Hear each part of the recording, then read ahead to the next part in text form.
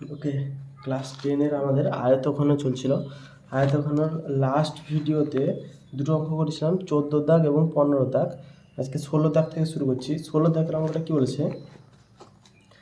এক গ্রস দেশলাই বাক্সের একটি প্যাকেটের দৈর্ঘ্য, প্রস্থ ও উচ্চতা যথাক্রমে 2.8 ডেসিমিটার, 1.5 ডেসিমিটার, 0.9 ডেসিমিটার। তাহলে এক গ্রস দেশলাই বাক্সের একটি প্যাকেটের দৈর্ঘ্য, প্রস্থ, উচ্চতা দিয়েছে।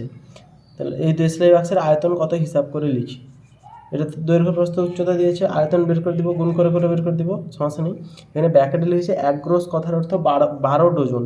1 ডজন মানে 12টি, আর সেরকম 12 ডজন মিলে 1 গ্রস হচ্ছে, এটা আমাদের দিয়েছে। কিন্তু যদি দেশলাই বাক্সের দৈর্ঘ্য এত সেমি হয়, তবে তার উচ্চতা কত? তাহলে 1 গ্রস দেশলাই বাক্সের দৈর্ঘ্য প্রস্থ দিয়েছে, এখানে একটি দেশলাই বাক্সের দৈর্ঘ্য প্রস্থ দিয়েছে।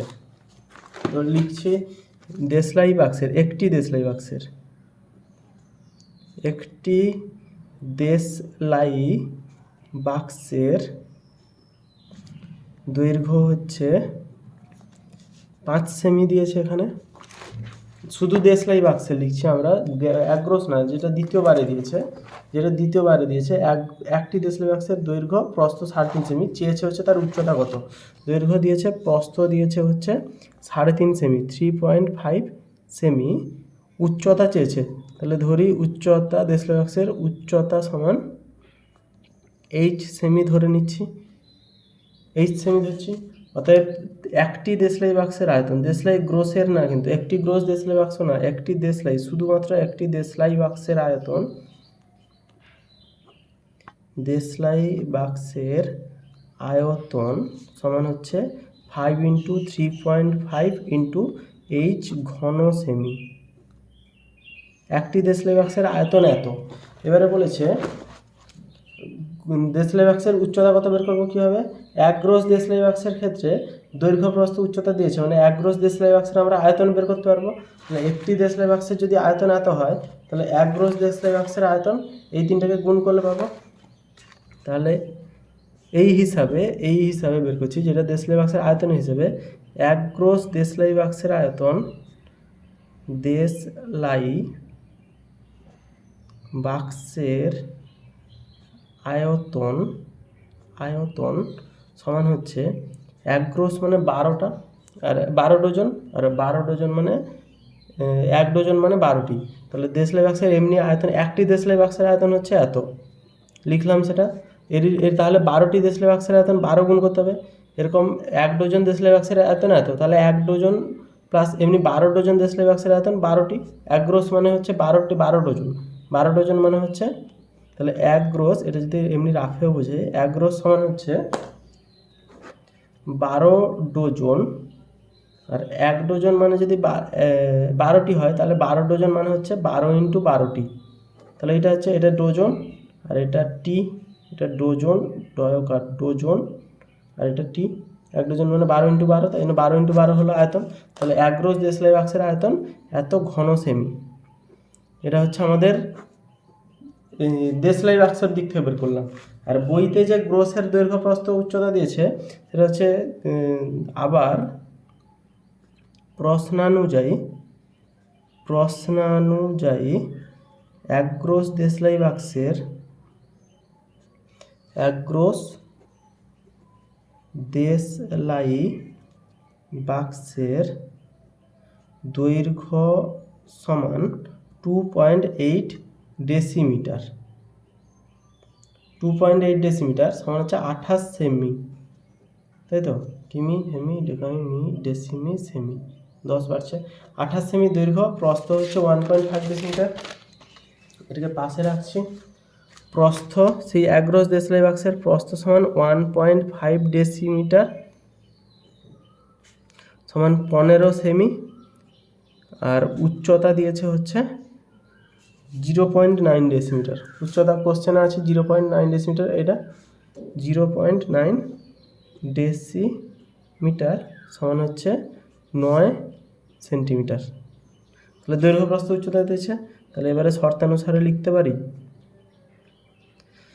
আচ্ছা, আমার প্রশ্ন অনুযায়ী শুধু দেশলাইয়ের বাক্স যে ধরি, একটা ছোটো ছোটো দেশলাইয়ের বাক্স যদি ধরি, তাহলে এইটা হচ্ছে টোটাল এক গ্রস দেশলাই বাক্সের আয়তন। গ্রস সম্পর্কে আইডিয়া এসছে, এক গ্রস দেশলাই বাক্সের আয়তন হচ্ছে এইটা। 5 into 3.5 into H into 12 into 12, কারণ 12 ডজন প্লাস একটাতে 12টা, 1 ডজন মানে 12টি এইটা। আর এদের যে দৈর্ঘ্য প্রস্থ উচ্চতা 28 আছে, 15 আছে, 9 আছে, এটাও গ্রোসের আয়তন বেরোবে, গুণ করে দিলে 28 গুণিতক 15 গুণিতক 9, এটা হচ্ছে বইয়ের গ্রোস হিসাবে, দৈর্ঘ্য প্রস্থ হিসাবে এটা পেয়েছি। আর দেশলাই বাক্সের দৈর্ঘ্য প্রস্থ হিসাবে 1 গ্রোস মানে এত আয়তন হবে, তার মানে দুটো আয়তন সমান হবে, কারণ দুটোই 1 গ্রোস দেশলাই বাক্সের আয়তন বোঝাচ্ছে। তাহলে এইচ সমান হচ্ছে 28 into 15 into 9, 5 into 3.5 into 12 into 12, এই পয়েন্টটা ওঠালে উপরে হবে 10 গুণ। এবারে 7 5 35, 7 4 28, 5 দিয়ে কাটলে 5 3 15, আর 5 দিয়ে কাটলে 5 2 10, 3 1 3, 3 4 12, 4 4 কেটে যাবে, এটা পুরো চলে গেল, এটা পুরো চলে গেল, 9 আছে, 2 আছে, 12 আছে, 2 দিয়ে কাটলে 2 6 12, 2 1 2, 3 3 9, 3 2 6, তাহলে 3/2 মানে 1.5 সেন্টিমিটারে এসছে উত্তর। তাহলে এর উত্তর হচ্ছে 1.5 সেমি। তাহলে একটি দেশলাই বাক্সের উচ্চতা 1.5টা কী করেছিলাম, এইচটা কী ধরেছিলাম আমরা, একটি দেশলাই বাক্সের উচ্চতা, একটি দেশলাই বাক্সের উচ্চতা 1.5 সেমি। স্ক্রিনশট মেনে নিতে পারো।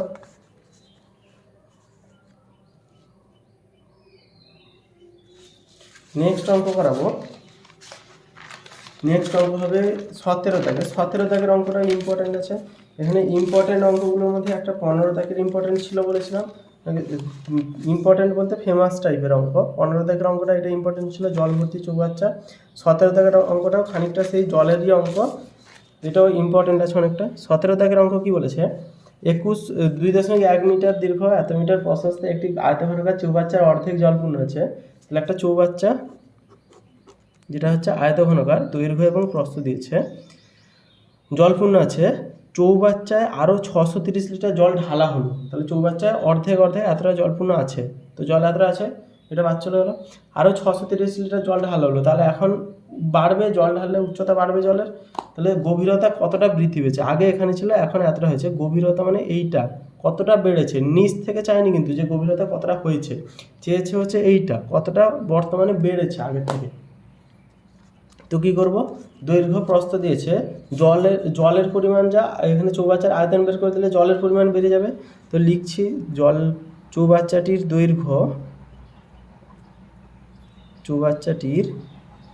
দৈর্ঘ্য সমান 2.1 মিটার সমান হচ্ছে 21 কিমি, হেমি, ডেকামি, মি, ডেসিমি, মিটার থেকে ডেসিমিটার, তাহলে 10 গুণ হচ্ছে 21 ডেসিমিটার। আর প্রস্থ হচ্ছে গিয়ে 1.5 মিটার সমান হচ্ছে 15 ডেসিমিটার, 15 ডেসিমিটার আর 21 ডেসিমিটার। এখানে মনে করি চেয়েছে কি জল ঢাললে কতটা গভীরতা বৃদ্ধি পাবে, সেটাই আমরা মনে করি জল ঢাললে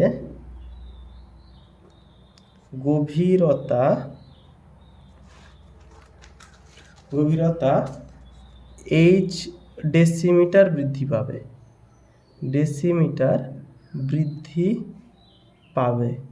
আচ্ছা, সব কটা মিটারকে ডেসিমিটার করার কারণ হচ্ছে, 1 নম্বর এটা দশমিকে আছে, দশমিকে থাকলে ডেসিমিটার করে দিলে 21 হয়ে যাচ্ছে, একটা কারণ হচ্ছে। আর তার থেকেও বড় কারণ হচ্ছে যেহেতু লিটারে দিয়েছে, লিটার ও ডেসিমিটারের মধ্যে আমরা আগে সম্পর্কে জেনেছিলাম 1 ঘন ডেসিমিটার সমান 1 লিটার, 1 ঘন ডেসিমিটার সমান ধরা হয় 1 লিটার। এই কারণে আমরা ডেসিমিটারে করলাম, যাতে এটা গুণ করলে ঘন ডেসিমিটার পাবো। আচ্ছা, এই যে জলটা এইচ ডেসিমিটার বৃদ্ধি পেয়েছে, কিন্তু দৈর্ঘ্য প্রস্থ হচ্ছে চৌবাচ্চার, যদি ধরা হয় জলটা এরকম, আগে নীল কালিটা জল ছিল, এইটা হচ্ছে নীল কালি অনুযায়ী জল ছিল যদি কাঁচের চৌবাচ্চা ধরছি, পরে কি হলো জলটা বেড়ে গিয়ে এতটা হয়েছে, বেড়েছে ঠিক এই এরিয়াটা বেড়েছে। তো এই এরিয়াটা যদি ধরা হয়, এই এরিয়াটা কিন্তু জলটা চৌবাচ্চার আকারেই থাকবে, যেই পরিমাণ জলটা বেড়েছে সেই এরিয়ার জলটা হচ্ছে চৌবাচ্চার আকারেই থাকবে। তার কারণ তরল পদার্থ যেই বস্তু আকারের বাটিতে থাকে বা যার ভেতরে থাকে তারই আকার ধারণ করতে পারে। তো এই চৌবাচ্চার ভেতরে আছে মানে চৌবাচ্চার আকারে জলটা থাকছে, নিচের জলগুলো ছিল অলরেডি, সেটা নিয়ে ঝামেলা নেই। 630 লিটার জলটা হচ্ছে এইটার মধ্যে আছে, এই ওপরে যে লাল কালিটার মধ্যে আছে, নিচের অরিজিনাল জল ছিল যতটা থাকার কথা। তাহলে এই যে জলটা হচ্ছে এটা কত লিটার জল, 630 লিটার জল বলেছে, 630 লিটার জল ঢালা হয়েছে। তো এই জায়গার দৈর্ঘ্য প্রস্থ উচ্চতা বা এই জায়গার আয়তন যদি বের করানো হয়, তো এটা শর্তানুসারে লিখছি, শর্তানুসারে লেখার আগে বের করে নিই, বরং বের করছি যে পরিমাণ জল ঢালা হয়েছে, যে পরিমাণ জল ঢালা হয়েছে তার আয়তন। এটা শর্তানুসারে লিখলেও হয়, ঠিক হবে অবশ্যই। তো বোঝানোর জন্য আমি বড় বড় করে লিখছি। তার আয়তন হবে কত? 21 গুণিতক 15 গুণিতক এইচ ঘন ডেসিমিটার। যে পরিমাণ জল ঢালা হয়েছে তার আয়তন হচ্ছে এত ঘন ডেসিমিটার। তার কারণ হচ্ছে এটা তার আয়তন। দৈর্ঘ্য তো ফিক্সড থাকবে চৌবাচ্চায়, এরকম না যে নিচের দিকে একটা সমান চৌবাচ্চায় জল এদিকে নিচু এদিকে উঁচু, এক পাশে নিচু এক পাশে উঁচু জল থাকবে, এরকম হয় না। দৈর্ঘ্য সমান প্রস্থও সমান। উচ্চতাটা আমরা এইচ বেড়েছে তাই এইচ গুণ করেছি। এটা ঘন ডেসিমিটার আয়তন সমান হচ্ছে 21 গুণিতক 15 গুণিতক এইচ লিটার। কারণ 1 ঘন ডেসিমিটার মানে 1 লিটার। আমরা জানি লিটারে করার কারণ হচ্ছে এটা 630 লিটার দিয়েছে। তাহলে শর্তানুসারে 21 গুণিতক 15 গুণিতক এইচ সমান 630। কারণ 630 লিটার জল আমরা ঢেলেছিলাম, তাই জন্য এত পরিমাণ জল বেড়েছে। তাহলে এটা সমান হবে, বা এইচ সমান হচ্ছে 630 বাই 21 গুণিতক 15। তাহলে 21 দিয়ে কাটলে 21, 3 7 21, 3 দুনে 6, 3 একে 3, 3 শূন্য 0, 7 3 21, 7 0 0, 15 একে 15, 15 দুনে 30। তাহলে 2। উচ্চতা তাহলে কত ডেসিমিটার বাড়লো? 2 ডেসিমিটার উচ্চতা বাড়লো। এইচটা আমরা ডেসিমিটারে ধরেছিলাম, তাহলে উচ্চতা আমাদের 2 ডেসিমিটার বাড়লো 17 দাগে। আবার নেক্সট বারে 18 দাগ থেকে শুরু করবো। 17 দাগ কমপ্লিট হলো, নেক্সট দাগ থেকে আমরা 18 থেকে শুরু করবো।